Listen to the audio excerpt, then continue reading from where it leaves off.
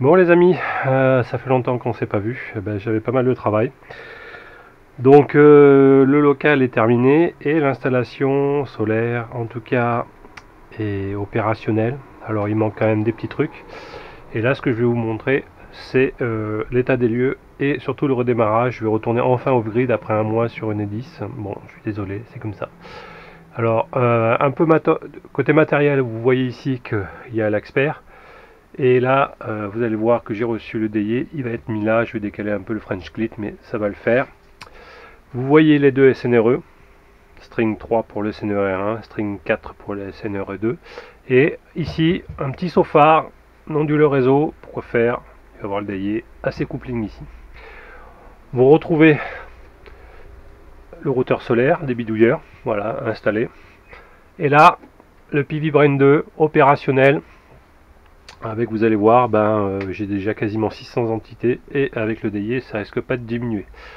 Donc le PV Brain 2 avec sa propre alimentation ici, voilà, et 3 boîtes de contacts de relais. Alors contact sec qui servent à faire démarrer en mode onduleur l'Expert, qui servent aussi puisqu'il est en cascade en série avec la tempo ici, qui permet de contrôler l'inverseur de source.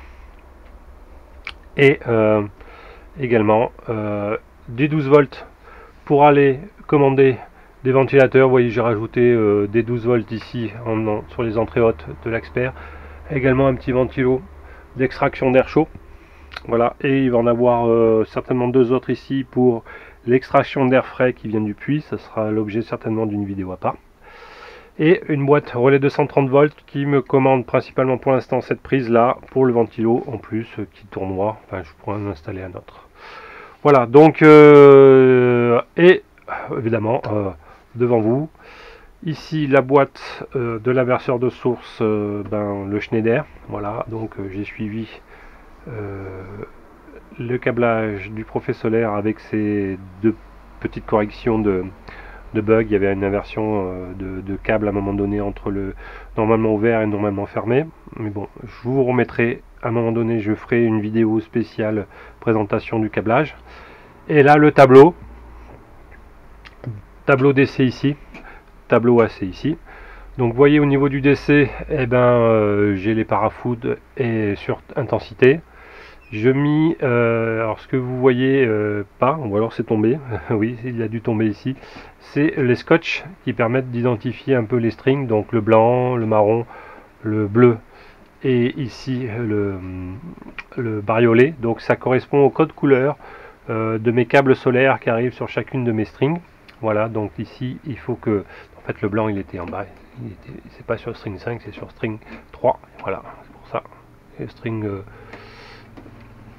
5 j'ai pas encore défini, ça va être les trois panneaux qui sont au dessus, donc peut-être en vert ici la couleur.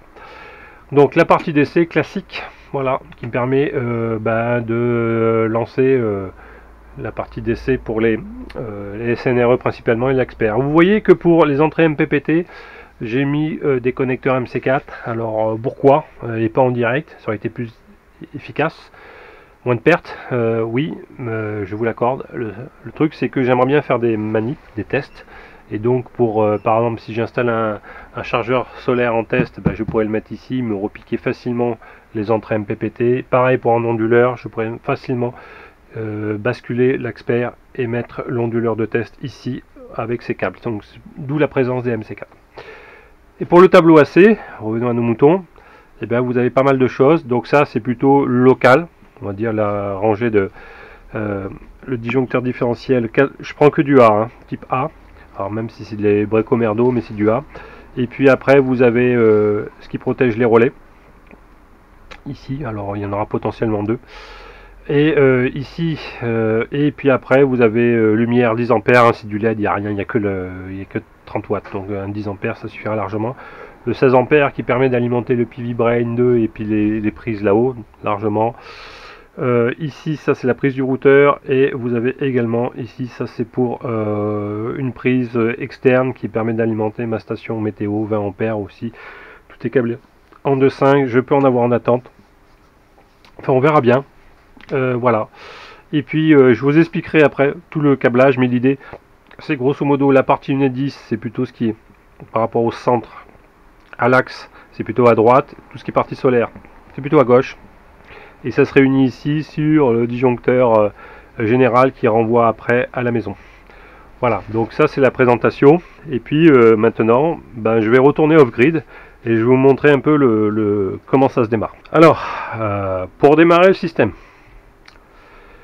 d'accord, donc on va commencer par la partie DC, batterie. Donc, je vais allumer les BMS. Vous allez voir, c'est grâce au JK, c'est pas très long. Voilà, j'allume les BMS. Donc il y en a 4. Évidemment, grâce au PV Brain 2, il n'y a aucun souci pour monitorer les 4 en même temps. Voilà.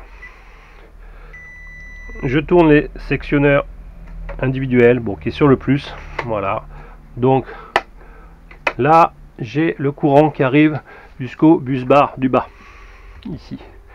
Donc maintenant, si je relève le sectionneur général bipolaire, voilà, là vous voyez peut-être la lumière bleue du Smart Shunt qui s'allume. Donc potentiellement j'ai du courant maintenant qui arrive sur ces deux bus bars au niveau générateur. Donc ce que je vais faire, c'est que je vais commencer à démarrer l'Axper. Donc j'appuie ici sur le bouton pressoir histoire de, sur la résistance de précharge, je tourne et je commence à allumer les strings 1 et 2, ce sont celles associées à l'Axper. Voilà, donc il démarre. Vous voyez ici qu'il y a un inverseur de source, donc ça va être pour choisir quel onduleur va renvoyer sa sortie AC. Donc là il est en position centrale, pour l'instant il n'y a personne, donc quand je le mettrai en position haut, ça sera le DI. Quand je le mettrai en position bas, ça sera l'Axper. D'accord, donc il va me servir en position de secours. Voilà, après avoir allumé l'Axper, je vais allumer les SNRE. Donc bouton pressoir, par acquis de conscience, précharge, je tourne en même temps. Voilà, pareil ici, bouton pressoir, même si c'est déjà sur le bus bar. Voilà, là ils sont allumés. Vous voyez, la batterie est déjà chargée parce que bon, je les avais entretenus pour l'équilibrage.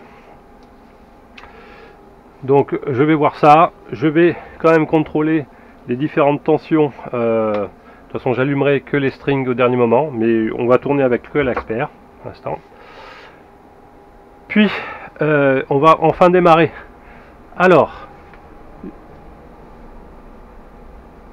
je vais me mettre en mode onduleur. Voilà, donc ça je pourrais le contrôler avec le PV Brain.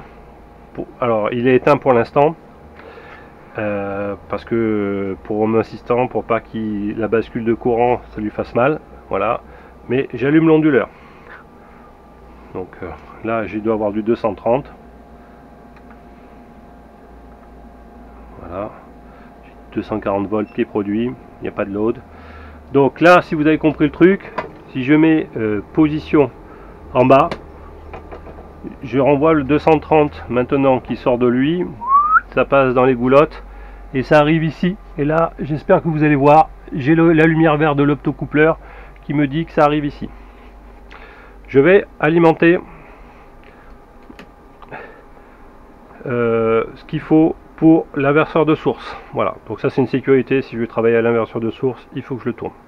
Je le démarre. Après, voyez ici vous avez les deux protections pour les deux bobines de relais. Donc il n'y a que celle de Enedis qui est démarrée, et donc je vais démarrer celle de la partie off-grid. Ok, et donc vous allez entendre que ça va s'inverser. Il va avoir la tempo, voilà, pam, je viens de basculer, vous avez vu. Ah, donc sur cette tempo mécanique, quand le PV Brain 2 sera allumé, il va se rajouter une autre tempo et une sécurité que j'avais faite déjà dans la première installation, histoire de lui laisser le temps lors d'une bascule de bien démarrer en mode AC. Donc là ce que vous voyez, c'est que le courant va arriver jusqu'à l'entrée de chez moi sur l'inverseur de source initiale. On va y aller dans un petit moment, d'accord. Donc là j'ai le courant qui repart jusqu'à chez moi et qui arrive au tableau principal. Ça alimente pas encore ma maison. On va le faire. Voilà, nous voilà devant le tableau maintenant de la maison. Et comme vous le voyez, je suis sur cet inverseur de source en position Enedis direct. Et donc le courant arrive sur de la partie onduleur off-grid ici. Donc qu'est-ce que je vais faire? Eh bien, je vais basculer sur la partie qui est indiquée Enedis et ou solaire. Donc là, je vais couper tout. Là, il y a tout qui s'arrête. Et maintenant, si j'appuie vers le bas, je suis sur le système off-grid. Voilà. Donc, on va retourner dans le local. Ça y est, là, je suis sur... alors, il y a le four qui vient de se rallumer. Voilà. Les box internet qui viennent de se rallumer. Alors, excusez-moi le bordel. Oh, qu'est-ce que vous voyez ici? Eh oui, le petit délié. Alors, ça pèse son pesant de cacahuètes. Hein. Donc, c'est dans les 30 kilos facile. Je l'ai eu en 3 mois. Ouais, par le bateau. Et en plus, avec la crise au Moyen-Orient, le bateau maintenant est obligé de faire tout le tour par l'Afrique du Sud. Hein. Voilà, donc ça prend un peu plus de temps. Donc quasiment 3 semaines avant qu'ils partent en bateau de Chine, et puis le voyage c'est un bon mois, et après le temps qu'il soit déchargé, dédouané au port du Pirée, ça prend au moins 2 semaines, et puis rajouter une semaine pour après le transport camion du Pirée en Pologne. Je sais pas pourquoi ça passe par Pologne, mais c'est comme ça, c'est avec UPS, et puis après jusqu'en France. Il a l'air en bon état, voilà, donc il faut être patient. Et pour info, le vendeur Alibaba m'avait quand même transmis des informations du cargo, et donc grâce à un site web qui s'appelle Marine Traffic, on peut le suivre en position AIS. Ouais, AIS, ouais. Et donc on suit le déplacement du bateau, comme ça vous rassure. Allez, je vais rallumer mon home assistant, c'est pour ça que je vous ai dit, voilà, hop, le temps qui démarre. La box, elle va redémarrer ici, voilà, et donc dans quelques temps, toute la domotique va revenir, et on va se retrouver de nouveau vers le local. Bon, je voulais montrer le local. Alors, j'ai pas fini de nettoyer, j'ai pas remis les plaques de plexi. J'ai quand même mis une moustiquaire ici, très important, voilà, donc faite sur mesure, France Moustiquaire. Franchement, super qualité, aucun placement de produit. Bon, évidemment, c'est plus cher que les moustiquaires Lidl, hein, ça c'est clair, mais bon, avec le port, c'est 50 balles. Sur mesure, c'est rentré nickel. J'en suis très content. Voilà, que dire de plus? Donc, je prépare évidemment l'avenir. Vous voyez ici le sectionneur unipolaire pour le délier. Hein, mais au niveau des clous, j'ai le bipolaire, hein, général. Et je vais vous faire un petit retour de quelques trucs qui a bien marché et sur les autres éléments sur lesquels j'ai galéré. Bon, alors au niveau matos, je suis content de ces bus bars là. Alors, je sais pas si je vous avais montré à un moment donné, je vous ai dit tiens, j'ai 2 types de bus bars. Donc ceux-là, les compacts, j'en suis content. Un peu plus que ceux-là. Alors pourquoi? Ils sont très bien, l'épaisseur de l'alu est monstrueuse. Mais en fait, ils prennent vachement de place. Alors que finalement, on a quasiment la même connectivité, 6.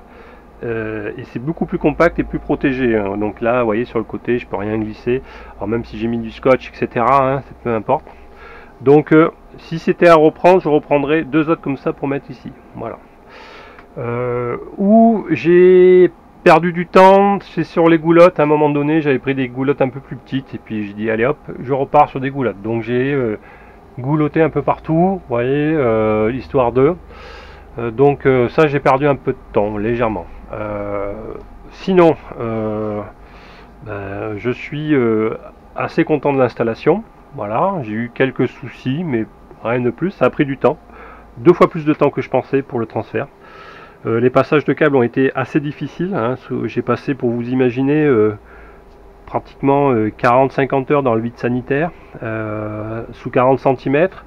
Notamment pour tirer des câbles, j'avais des grandes longueurs, des 40 mètres à un moment donné, donc il fallait le déplier tout le long du vide sanitaire pour que enfin quand vous allez passer le câble, ça s'en mêle pas.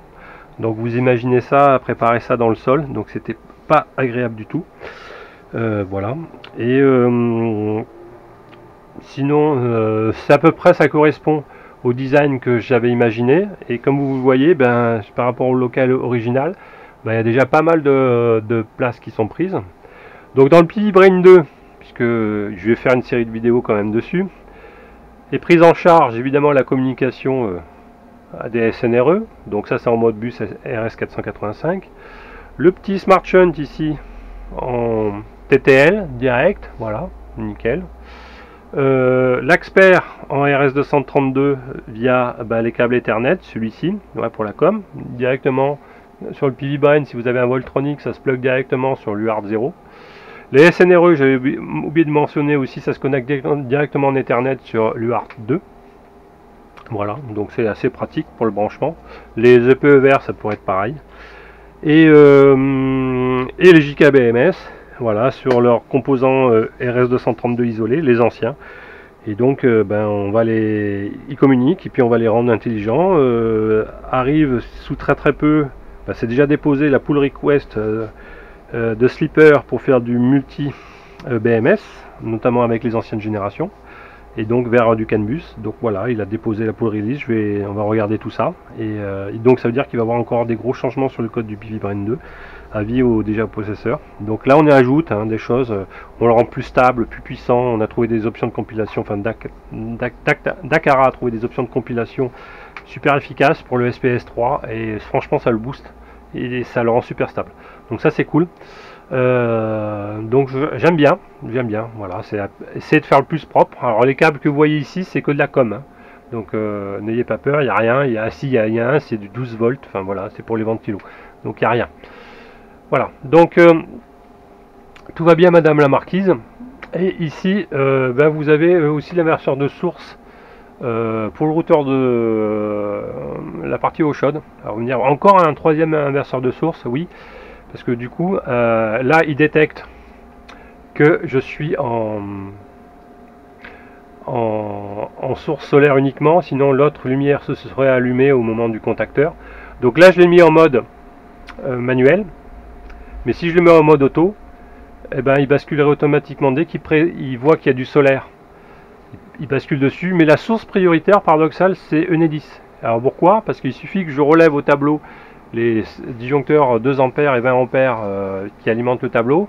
La source prioritaire, ça sera Enedis, et du coup il basculerait sur Enedis. C'est le jour où je sais pas pourquoi j'ai mon routeur solaire qui est en panne, la carte du dessus. Voilà, je le mets en auto. Comme la source prioritaire Enedis est dessus, il basculera sur cette source là. Alors là il est en mode manuel, donc il sélectionne encore Enedis, mais je vais le basculer tout à l'heure. Voilà, donc vous voyez un peu tout le système. Et je vais démarrer, alors je pense qu'il a dû, voilà, il a démarré entre temps, voilà. Donc je vais démarrer les ventilos. Donc voilà, là vous voyez au niveau de mon home assistant, il détecte les deux optos, qui est à la fois le 230 de Enedis et le 230 solaire, pas de souci. Donc on va se déclencher les relais. Alors j'en ai beaucoup. Et voilà, et on va se mettre les relais d'extraction. Voilà, là je viens de l'allumer. Les fans experts, là je viens de les allumer. Voilà, donc là je vais le refroidir. Et puis j'ai les boutons qui permettent de basculer en fonction des choses sur l'inverseur de source. Donc je peux basculer sur Enedis ou sur le solaire, aussi par Home Assistant, hein, donc en appuyant sur ces boutons. Donc, et puis je viens de faire une automatisation qui me permet de démarrer les ventilateurs. Ouais, regardez là, si je veux faire le relais 230 volts, donc là celui-ci vient de se démarrer, nickel, tranquille. Donc là je me prépare pour l'été. Donc il fait assez frais dans ce local, je suis assez content, et le but c'est qu'il le soit le plus. Donc en fait j'aurais pu basculer off-grid depuis quasiment une semaine. J'ai vraiment voulu blinder la partie extraction d'air, les relais, etc. Voilà, pour que ça soit la transition soit la plus efficace. J'ai eu un autre souci que je vous ai pas dit, c'est au niveau portée Wi-Fi. Donc comme vous pouvez peut-être pas le voir, mais vous avez les câbles d'antenne. J'ai installé 2 câbles d'extension d'antenne, voilà, et qui ressortent ici les antennes, voilà, pour déporter. Et pourquoi? La box est juste là-bas, à 5 mètres. Parce qu'entre temps j'ai changé de fournisseur internet, j'ai pris une box Free Revolution Lite. Et ben sa portée réseau est catastrophique, la portée du Wi-Fi est nulle ici. Donc je pense que je vais la pimper un peu, je vais lui mettre des antennes externes. Et donc du coup c'est pour ça que ça m'a obligé aussi à déporter les antennes du routeur solaire Alors il faut souder à même le SP32 mini. Lui je l'avais pris un ESP S3 avec connecteur micro FL, donc justement pour mettre des antennes externes. Moi maintenant tous mes ESP dès que je peux sont avec des antennes externes, je cherche même pas à comprendre. Voilà, ça améliore la portée, et ou alors vous pouvez installer une antenne directive le cas où. Voilà le système, 64 kg. Alors je vais nettoyer encore un peu, enlever des éléments là qui me... Mais ça fait bien, il y a des câbles encore, hein. J'ai des chutes et tout, je vais faire des étagères maintenant, à droite, à gauche. Là je pense que je vais mettre, à l'instar d'ici, je vais mettre encore une bonne plaque d'OSB. Et puis je vais faire aussi un genre de petites meubles là où je vais pouvoir mettre des outils en bas. Et par-dessus là, je vais avoir une planche générale qui va couvrir. Donc ça fera une sorte d'établi, je ne mettrai pas de poids dessus. Tiens, je vous montre la carte d'extension UART du Pi-Brain 2. Voilà, donc ça se met dessus. Et sur le SPI 0. Donc ça, si j'ai besoin de 4 ports UART en plus, il me reste les 3 physiques, mais si j'ai besoin de 4, donc je pourrais avoir 4 plus 3, 7 UART en plus, au cas où, on sait jamais. On n'a jamais assez d'UART. Voilà. Bon, c'est une vidéo un peu décousue, vous me excusez, mais je suis un peu ému, parce que ça représente, entre la construction de la dalle béton et les déplacements, ça représente, je pense, plus de 2000 heures de travail. Oui, 2000 heures de travail. Donc c'est quasiment un an pour arriver à ça. Alors je suis peut-être lent, mais je suis aussi soutien de famille, voilà, et un boulot qui m'accapare beaucoup. Donc les journées ne font que 24 heures et j'ai 50 balais. Donc si vous additionnez tout, et puis je suis pas un pro du bricolage, même si je suis assez content du résultat, hein. Bon là c'est un peu le bordel, mais quand tout sera rangé, avec tout sur étagère, etc., ça va être sympa. Voilà. Et puis non. Puis là je vais remettre le plexi, tout sera bien. Allez, je vous dis à très bientôt où on va s'intéresser au câble.